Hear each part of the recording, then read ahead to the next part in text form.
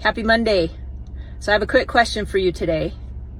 Who's the person that you want to become 1 year from now or 3 years from now? How do you want to be seen? How do you want to show up? How do you want to be represented as a father, as a spouse, in work, in life?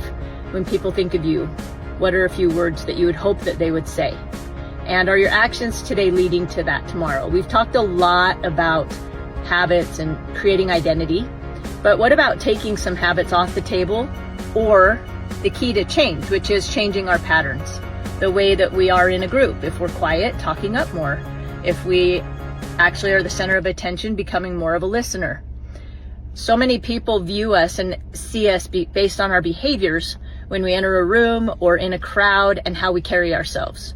So what are a few things in those environments, how your posture, how you respond, how you act could change to be more like the person that you want to become?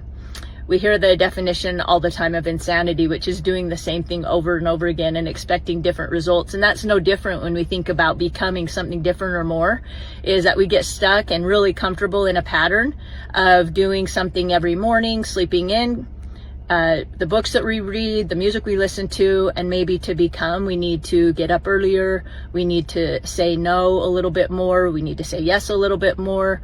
We need to think a little bit different by studying things that are different. So today I want to throw out a challenge to you, is one, to have some clarity in who you want to become over the course of the next year, in work, in life, in play, and see if the decisions that you're making are based on how you feel, or if they're based on who you want to become. We are so driven to say yes or no to things based on how we feel in the moment, rather than thinking about, is this going to move us toward who we want to become? But also, again, talking about habits we already have, think of the patterns that you want to change and be unrecognizable by people, that they'll notice a difference just because of how you carry yourself or your presence in a room that might be different than it's ever been. So easy challenge. We want to start walking the walk, not just talking the talk, and recognizing that people view us how we view ourselves. And I truly believe that. You've got to have a lot of confidence in who you are, who you can become, and what you bring to the table for other people to see that.